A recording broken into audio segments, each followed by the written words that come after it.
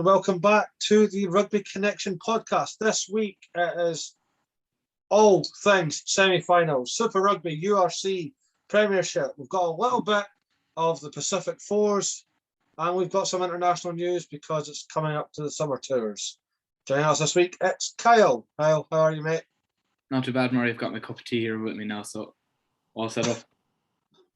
Fair enough. We're going to change things up this week. Not going to start with URC. I will bide my excitement for that. We're going to start with the Prem. And Leicester Tigers, welcome back to the final. Yeah, I think most people expect them to win, to be honest. Like, Northampton did well, to be fair, after not a great season last season to make top four, but I think Leicester are just too strong, especially at home. And a few bits of, Northampton were pretty good in the first half, kind of kept up with Leicester, but second half kind of got away from them a bit. Yeah, 100%. And you could always tell it was a derby just by the constant pushing and shoving and what have yous. But first time this has ever happened in my experience, I've never seen a drop kick be TMO'd. Yeah, I haven't seen it either. It was interesting, and it went to show that referees, can always have the best angle right in front of the post. But I thought Matthew Carley did a good job on the day, and he wasn't having much of the pushing and shoving from the two teams. No, he wasn't. It was just, I think I heard him at least 3 times during the game, just leave it. Just leave it alone. Yeah. Like, sorry. And he just feels like a dad. I know he's a referee, you need to respect the ref, but when he shouted, I'm like, sorry, dad. Yeah. But no, what a win. And it is nice to see Leicester Tigers back in the Premiership final. They've not won it, and I think it's about 7 years since they last won the Prem. It's hard to believe, and it could be their year now this year. It'd be interesting to see next week. They have got a big heavy hitter, sadly. But we'll talk about it because there is some positives from the Saracens Quins game. Saracens beating the defending champions 34-17. So we will be getting a new Premiership champion this year. My one positive from the Saracen side of things, Ben Earl. What a cracking player he is. A hat-trick in a semi-final. It was such a good performance from him. He was so dominant, physically as well around the pitch, and he's really putting his hand up now for selection for England over the summer. I think what Joe Marler said, I'm not sure if he saw it during the week, he said, we're going to go and play in front of these shit fans that they have in their shit stadium. Yeah. And came back to bite him a bit. It's just the most Joe Marler thing, though, isn't it? Yeah, no one else would say it. I was surprised he didn't get fined. Probably has, they just don't talk about it. I want to talk about Saracens' discipline, though, because yes, they won, and it was more Clint's own doing at the end, but 3 yellow cards for the same offence. Elliot Daly, that kind of caught me off guard. Elliot Daly's not very one for getting penalised.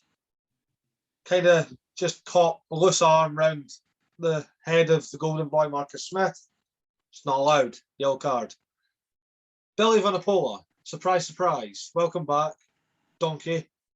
Yeah, that was a bit stupid. And then Alex Wazowski as well at the same thing. Oh, Alex Wazowski ran head first into Joe. That should have been red. That should have been red. I want to go back to the Billy one though, because I couldn't stop laughing at it. He ran, didn't bend at all or dip, sunk the shoulder into bloody Andre the Giant, Andre Esterhuizen, still got put on his arse and then got yellow carded for it as well. It's like he just saw something at the other side of the pitch and just nothing was stopping him until he went into Andre. Absolutely stupid. And then I can't believe I'm actually going to say this, but I hope Owen Farrell's okay. I don't know if you've seen it. That blood coming out the side of his head was gruesome. I don't know how it happened. I think it was a clash of heads with the Quins hooker who got yellow carded for it and has definitely broke his nose because of the clash. It was pretty nasty, all right. I didn't like seeing that. For the rest of the game, Owen Farrell's head just leaking blood, essentially. Yeah. No, I do hope he's okay. It's not nice to see them sort of collisions in the game, really. 4 yellow cards in the game. It's a lot. Like, yeah, wasn't the most champagne semi-final. No, and I expected better, to be honest, with Harlequins and then Saracens as well. I thought Harlequins might have another second half bit of magic, but not for them this week. I think there's only so many times in a season you could do the magic. Yeah, and they've done it probably nearly every game, so they're bound to come to an end at some stage. It is, but you've got two heavy hitters of English rugby in the final. Who are we backing? I'm going to go with Saracens, actually, and I thought earlier in the season. But no, I'm going to go with Saracens, to be honest. I think they're going to be too strong. I hope you're wrong. I really do. I hope I'm wrong, too. I'm going to back the team that's hanging out behind me. If you're listening on Spotify, I'm pointing at a Leicester Tigers jersey. So, yeah, I'm going to back Leicester Tigers just because I think it's going to sound stupid because they both want it. I feel like Leicester Tigers just want it more. Yeah, I can see why they would as well. Like, they've won it. Saracens have won it more recently and stuff, but I think, Saracens coming up from the Championship have had a really good season. Finishing second. Leicester, I think, won 3 or 4 more games during the season, but I think Saracens still have the resources to win it out. Yeah. Last thing, actually, because I forgot to mention it during our little review there. Maro Itoje, without a scrum cap, is a whole different animal.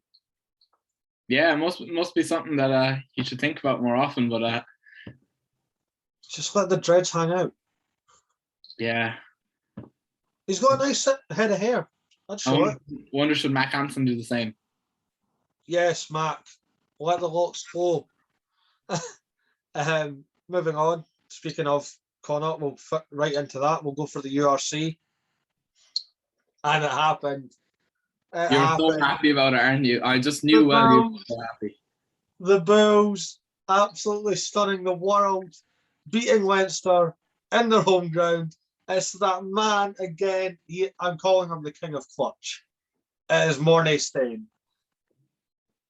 If you need a penalty and the clock's about to go red, let him do it. Came on 73rd minute, 76th minute, kicks a penalty, and that's it. Like, that's what ended up kind of seeing out the game for them. If he hadn't kicked that, Cian Healy gets over for that try, and Sexton puts the conversion over, and Leinster win. Yeah. I mean, some might say that Leinster probably could have won if Sexton didn't have that horrific kick. It was right from the touchline, though. Like, it was a poor kick, but like, I know for a player of Sexton's caliber, he should get it. But like, look at all the kicks he's gotten from the touchline compared to miss. Like, it was a lot of other players. I don't think you'd expect them to kick it.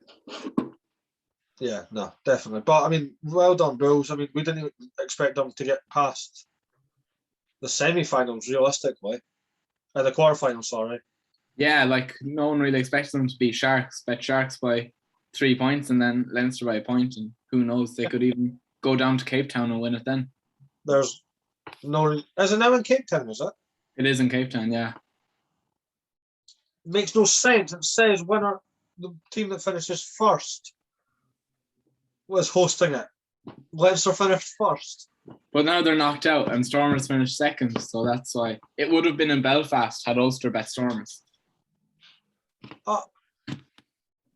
This league makes no sense for that. Just keep it.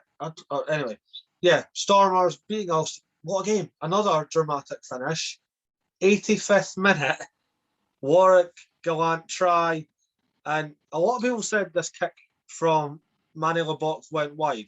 It evidently did not go wide. No, it went over. You can see where the angle that they showed originally, it got lost in the lighting. Yeah. But it clearly went over. There's so many angles from the crowd that showed it went over. Yeah. I mean, but what a game. What a win. And a lot of people are now saying this is just how the URC is going to be now. South Africa teams in the finals every year. And I'm like, no, it's I not. don't think so. No, I don't think so. Like, it goes to show, like, Stormers winning by 2 points last minute. Bulls didn't really win it till late on. Obviously they were kind of dominating the game, but they won by 1 point. apart from Glasgow being thumped in the quarterfinals and Munster being thumped, there was a lot of competition for it. Like you can see Ulster, Leinster, Bulls, Sharks, Stormers obviously next season being all contenders, and even Edinburgh maybe. I can see you waiting to say it, so I said I'd have to say it for you. I mean, there's no reason why any of those 8 teams. I will even say Glasgow because they are looking for a new head coach. So who knows? Maybe they'll get I was going to say Johan van Graan, but he's gone to Bath. But you never know. They might get Stuart Hooper. Oh, God. Don't do it. I'm not a Glasgow fan. I don't care, but don't do it. He's a horrific coach. Next week you'll have him on the pod now. Nah. Predictions for the final? I don't know. It's in Cape Town, which is obviously an advantage to the Stormers.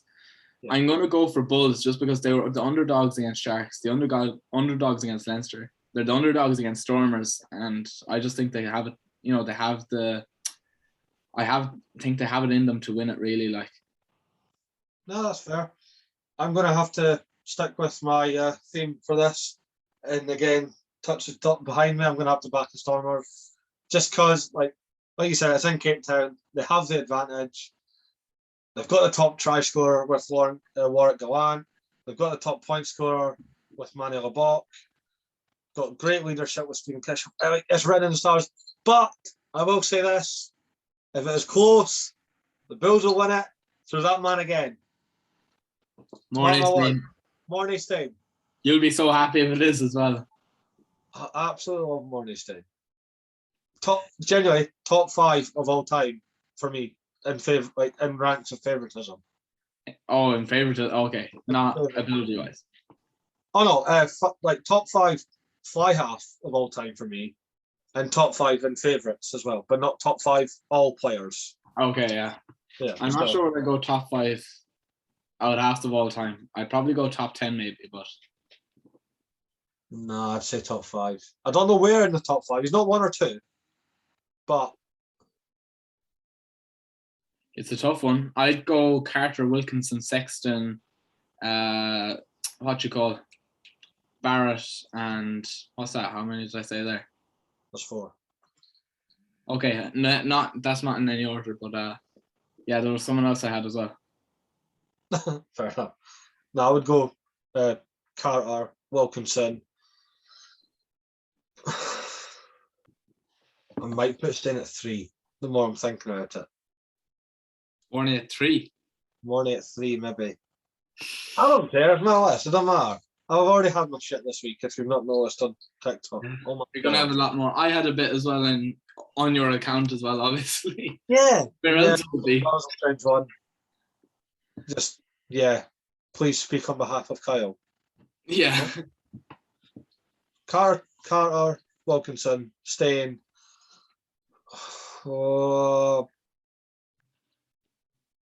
Barrett, Sexton. Oh, there we go. Yeah, tasty. Yeah, tasty. Now, moving on to Southern Hemisphere, because we've named quite a few of them. Super Rugby. Such a weird semi-finals. The Brumbies, I thought, were going to finally break the deadlock. Yeah, nah. They've not done it, and I think this was going to be their 13th attempt to beat a New Zealand team in New Zealand in the semi-finals, and they've just never done it. You got to feel it, but so close. Yeah, it did come down to the end, and you have to wonder if Lola Lucio had gotten that conversion for their second last try. I think the one that Lachlan Lonergan scored could it have been a little bit different, but hard to know, I suppose. Ryan Lonergan was on the pitch, who had a few clutch moments for the Brumbies last season. He came off the bench, and I'm not sure was he on at the time. I think he was, but maybe he should have taken the conversion. You know who came up clutch and essentially won the game for the Bulls? I was never expecting to say the sentence that coming up clutch. Offa Tuangafasi. What a charge down, big man. Yeah. Oh my God. If you see it on the clip, he's nowhere near Tom Banks. I don't know why Tom Banks was going for it, but fair play of him. And then, out of nowhere, over to Ngafasi, hands up, slaps the ball, doesn't really chase after it. He's a bit tired after that, but the rest of the Blues boys come in, clear out, Finlay Christie kicks it away. Yeah, I think, to be honest, that Blues deserved the win. Like, it was nice to see another tough game between them, but I think Blues did deserve it, and it'll make an interesting final next week for sure. Oh, it's going to be, because they've got the big fish, they've got the Crusaders, who beat Chiefs. It was Razor's 100th game in charge of the Crusaders. His record is sickening. Will he be breakdancing in Eden Park? I hope so. I'm not saying I want Crusaders to win. I'm actually going to break this little tradition I've done this episode. I am back in the Blues. But I always like to see Crusaders win under Scott Robertson, purely for the little dance break at the end. It is nice to see, to be fair, but I thought Chiefs were very disappointing, and there was a few questionable things throughout the game. Pablo Matera, what was he thinking? And Quinn Tupaya's yellow card was very, very harsh. Yeah. I think that was barely a penalty. I mean, Colin Grace, number 8 for Crusaders, what a stretch for that first try. I just know how he did it. Like, he had it about 2 inches onto his arm. And then the second try was just, it was all Richie Mwanga. Colin Grace just caught it beautifully. But, also, shout out, I don't know who done it, but Richie Mwanga offloaded to George Bauer. Whoever stopped George Bauer dead in his tracks, fair play, because George Bauer is not the smallest man. No, he is a big guy. Big boy. But yeah, Blues, Crusaders final. It's kind of a dream final, really. It's the two big boys. It is. Blues won to yeah. Shout out to the Blues social media guy. Don't know if you've seen it, but I seen it on Instagram. It was like, who loves Blues? Who's the biggest Blues fan? And they put DC10, and it's Dan Carter in his Blues top and white. Hey! He's a Crusaders legend. He's a Crusaders man, yeah. So funny. Hello everyone, it's Sean. It's been a while. I'm reporting to you here from Manhattan, New York City, to give you an update on all things Major League Rugby. And yes, I do have a lovely backdrop behind me with the World Trade Center there and Lower Manhattan. It's pretty cool. So yes, it's been a hectic few weeks for Major League Rugby. The season is reaching its climax with the playoffs. They just started last weekend.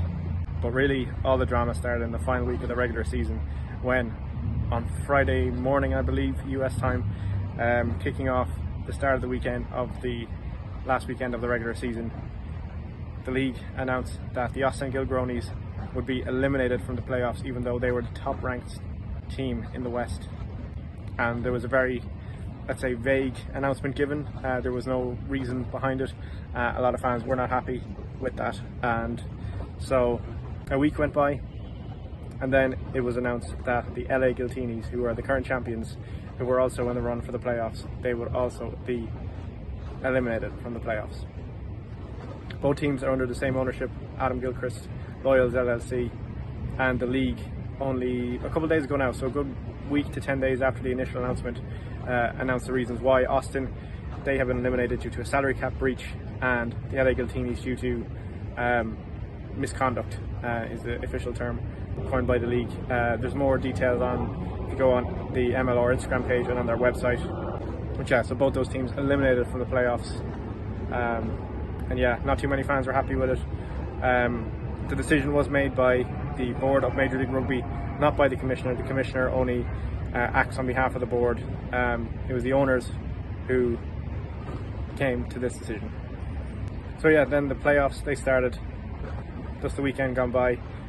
New York, they advanced to the Eastern Conference final as they beat Atlanta relatively convincingly in a boring enough game for neutrals down in Atlanta last Saturday. So they will play the New England Free Jacks up in Quincy, Massachusetts, just outside Boston, in the Eastern Conference final. the equivalent of the league semi-final this coming Sunday. And then last Sunday, the day after, San Diego Legion, who were meant to not have made the playoffs, they thought their season was pretty much over as far as they were concerned. They played the Seattle Seawolves, obviously because the Giltinis were knocked out. So San Diego Legion stepped up, played the Seattle Seawolves, lost.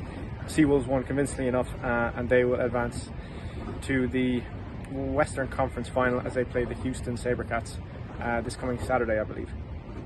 So yeah, it's been a hectic couple of weeks for the league, a lot of controversy, a lot of rumours, a lot of debate going on. But one personal little anecdote from myself from the past weekend. So I went to go to the official Rugby New York watch party to watch the game against Atlanta at Stout NYC. Bouncers told me they weren't showing the game, even though I'm pretty sure they were. They said they were showing the hockey, the Rangers were playing. So I went over to the Pig and Whistle on West 36th Street, I believe. And I went and watched the game. Really enjoyed it, but there's only one other person watching it with me upstairs, and that happened to be the general manager at Rugby New York, Steve Lewis. He's a top guy. Love speaking with him. He was not in Atlanta because there was a high school tournament on in New York the next day, so he had to manage that. Obviously he was gunning for New York when it was surreal to be able to watch the game with someone so high up in the league as Stephen Lewis, top guy. But yeah, it was pretty bizarre for myself because obviously I would have watched Rugby Wrap Up hosted by Matt McCarthy. Stephen Lewis, he would have been on it a lot of the time. So pretty surreal for me, but yeah, it's been a hectic few weeks in Major League Rugby. Enjoying my time in New York. Might get up to Boston this coming Sunday, we shall see. But yeah, that's my Major League Rugby update. Back to Murray and Kyle. But yeah, Blues, I think, deserve to win it. They've on this mad winning streak. Yeah, I think so, and I'd like to see them win it for even just for a change up, to be honest. And if they win, it will be only Scott Robertson's 14th loss as Crusaders head coach. So he's had 100 games, 85 wins, 13 losses and 2 draws. That is disgusting. That's one of the best records out there. Like, it's interesting that like after Ian Foster's, whenever Ian Foster leaves the All Blacks, we won't say when, but it's interesting to see like who they'll bring in really, because there's a few nice options out there now. Oh yeah, 100%. But sticking with the All Blacks and Ian Foster, the squad for the Ireland series was named. There's one before we properly get into it. There's one thing that's came out that makes no sense to me. So Patrick Tuipulotu and Damien McKenzie are not allowed to be selected because they've played a year in Japan. Bowden Barrett did this last year and got exactly. picked. And he came back and played in the summer. That's what I don't understand. And Brodie Retallick did it as well. So why are they different? I'm not sure if it's a certain way of when the team's been announced or what the story is really. But I mean, there's some new faces in the All Blacks. Aidan Ross, solid loose head prop for the Chiefs. Peter Gus Suwakula of the Chiefs as well, the big number 8. He does look like a gentle giant, but still wouldn't like a punch off him. Falau Fakatava. He deserves to be there, I think. So he's so good. I love it. Of the Highlanders, Stephen Perifeta. It says they put him under fly half. He'll play fullback. Yeah, he plays fullback as well. He's a utility. He's there for all positions. But yeah, well deserving of a call up there. Lester Faina-Anuku of the Crusaders. He's been scored for fun. I think he has to start. Faina-Anuku. Interesting. And this is who I think should start. And I've been buzzing about this. I've been dreaming about this since the NRL days. Roger Tuivasa-Sheck's going to be an All Black. It's going to be interesting to see. I think I'd like to see him get picked really because he could do some damage there. Oh yeah, special player. There was summer squads announced during the week.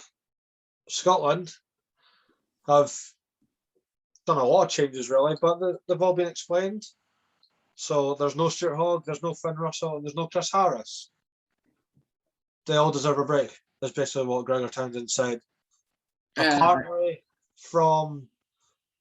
if you go from the Lions tour last year till now, Stuart Hogg has played the most minutes above anyone that's available for Scotland, like by a strong margin.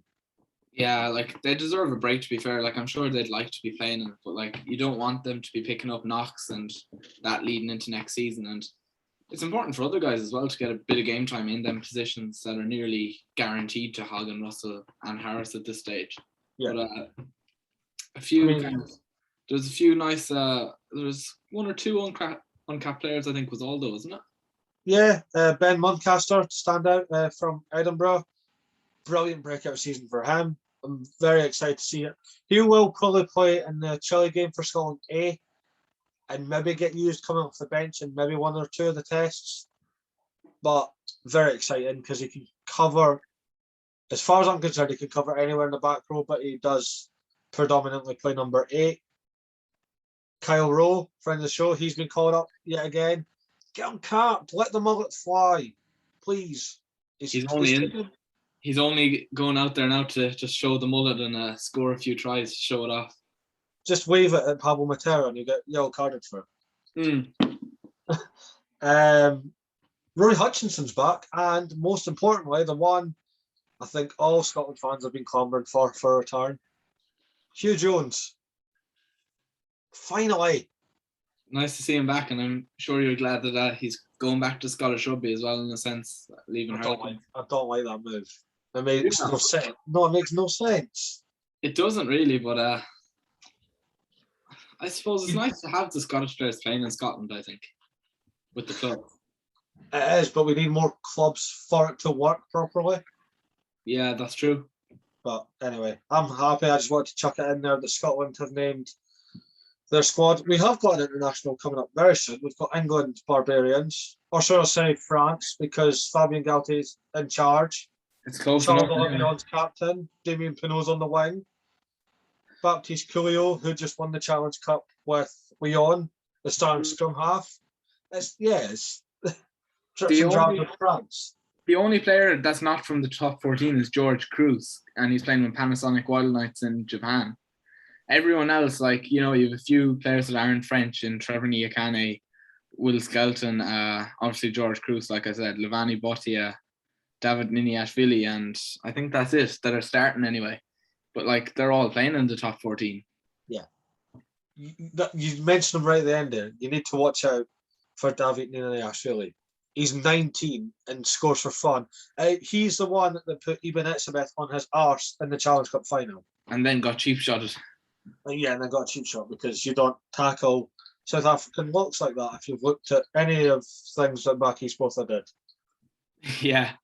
But it should be interesting, but like, I can't see Barbarians winning, first of all, and second of all, I suppose it's kind of a nice end of season outing for the guys that aren't in the top 14 kind of semi-finals and final. But I'd like to have seen some other, like, you could have had some Irish guys in there possibly, or be nice to have just thrown in another few Northern Hemisphere players. Yeah, no, I get that, but I think the big talk about, especially from the opposition end, from England, Danny Kerr's back in the England team. It's great to see. Like, he's by far the best scrum half in England. I honestly think he's one of the best in the world, and he has been for the last 2 years anyway. So yeah, I'm really happy to see him back there, and I'd like to see him start, to be honest. Yeah, I'm going to pick another name that I'd like to see start, but this is just to get him capped because I love him. Tight head prop for Exeter Chiefs, Patrick Schickerling. He's an absolute unit, and if he gets capped, what a story it would be for a season. So in September, he played for the Cornish Pirates. In December, he made his first Champions Cup start for the Exeter Chiefs, and now he's in the England team. What a season. And it goes to show, like, that for them players that are in the championship, like, that if they work hard and, like, if they give it their all, that, like, these things can, happen, and not even in, it doesn't take 5 years, that if you perform well enough, that, it will reward you. 100%. I mean, I'm just looking at the team now, and there's so many Newcastle players in there, which is brilliant to see. Which is strange, though. It's Eddie Jones, isn't it? Nothing makes sense to Eddie Jones. I wonder, does he just do these things sometimes to be controversial, and so people, like, will just cast, like, put the kind of media on him and put the attention on him instead of on the players. Yeah. Maybe. I don't know. It's a tricky one. I do think, I don't know if he'll start against the Barbarians, but Henry Arundel from London Irish, I'd love to see him, like, even off the bench or something. It would be brilliant to see what he could do. But if we're sticking with London Irish and uncapped, Ollie Hassel-Collins, just, get him capped. He's another guy like that's been, tearing it up for ages, and possibly he's gone under the radar the last month or two after Arundel and his bit of magic, but he's deserving a cap for the last year. Oh, if it was up to me, he'd have at least 10. Yeah, 100%. Like, I don't know what the holdup is with giving these players caps sometimes. Like, some people say, oh, you need to have guys with experience, but those guys with experience, how did they get experience? Exactly, yeah. It's so weird. It's like when you go looking for a job and every single job requires 2 years experience. Yes. Like, where am I going to get it? Preach. You have no idea how many times I've had that argument. We're going to move aside from men's internationals and we're going to go straight into the women's internationals because it's our second round of the Pacific 4 series. I'm absolutely loving it. I mean, USA versus Australia. Shout out to friend of the show, Kate Zachary. Our interview with Kate, she said that she'd never played Australia. So not only has she now played Australia, she's captained them, against them, and won 16 points to 14. Really massive one. They were winning 16-0 as well up until, I think, deep into the second half as well. That's mad. Yeah, yeah. So fair play. Australia didn't score till the 60th minute. Yeah. Unreal. And then an absolute, well, it wasn't a whitewash because it was only 6-0 at half time. But Black Ferns against Canada, 28 now. Ruby Tui's chip and chase. We talked about her last week somehow just making her debut for Black Ferns 15s. Like, and now I don't know how she's only made her debut, but like she scores tries for fun on the sevens. Certainly now in Union as well. Yeah, she's just honestly like just a nice little offload off the ground, chip and chase, catches it and then dots it down in the corner. Lovely stuff. So well done to the Black Ferns and the USA Eagles. But yeah, I imagine this week the Ireland squad will be announced for the summer series. And it's either tomorrow or Wednesday. I'm not sure yet. I think it could be tomorrow now. Tomorrow. So you just, if anyone's wondering, we are recording on Monday. So when he says tomorrow, it will be Tuesday. So the episode will be out and the Ireland squad might be out, but who knows? I know that we're rooting for two boys. Yeah. Again, the show because we love it. Matt Hansen, obviously, he's like our god for Rugby Connection. We absolutely love him. And Nathan Doak, because you need an Ulster scrum half, and it's not going to be John Cooney. It should be both of them. It should be both of them. Oh, somebody's going to come after you. I could already feel it. Hansen and Doak have to be in there, I think, though. I really hope they go. Yeah. I mean, there is another one I think needs to be in there. He's not part of the show. I just really like him. James Hume. Yeah, 100%. And he should probably start a test, I think. Oh, yeah. Don't just bring him. Pick him. Play him. He's the most informed outside centre available for Ireland. And I said last week he's better than Guy Ringrose, and I'm planning to buy it. It's interesting. Like, the selection is going to be a really interesting one to see who goes. Like, Carty obviously isn't available. Jack Carty had surgery on his wrist last week. Oh no. So, he's not flying out. I'm not sure would he have gone anyways. I hope he would have. Carberry's not in form. Ross Byrne had been in form before the last 2 or 3 games. No, Ross Byrne. Who goes then? Like Harry Byrne, who hasn't played much. There's Billy Burns, who's playing very well, but he's not international quality, I think, and he can't goal kick. You've Ben Healy, who doesn't start for Munster, so it's really interesting. Just bring Conor Fitzgerald, another Connacht boy. Just change the rules of international selection and bring back our next guest, AJ McGinty. We could have really done with him if he hadn't played for America. I know. Also, nice little feeder there just to let you know that, yeah, that's who I'll be interviewing next. But we record in advance, so We've got this week, we've got the Levi sisters, both Maddie and Tegan from Australia Sevens. But just this weekend past, it was the big one, the greatest of all time, Emily Scarrett. And I don't think I'll ever sink in properly that we spoke to Emily Scarrett.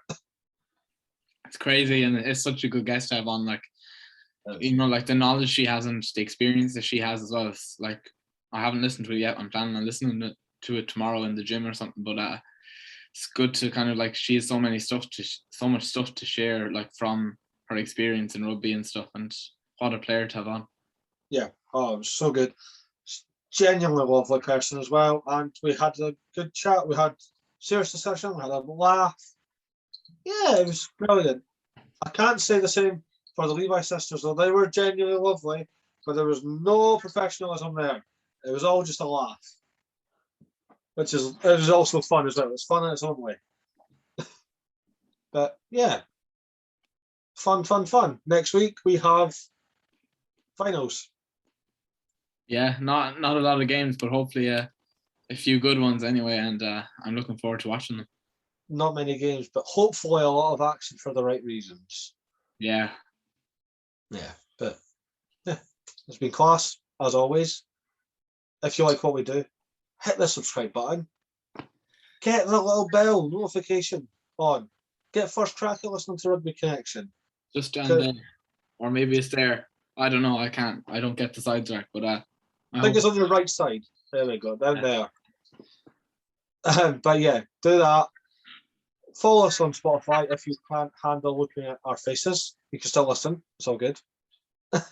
Yeah, you might need to mute it as well, because it's hard to listen to us sometimes. But no, don't do that. Just listen. We have soothing voices for the most part.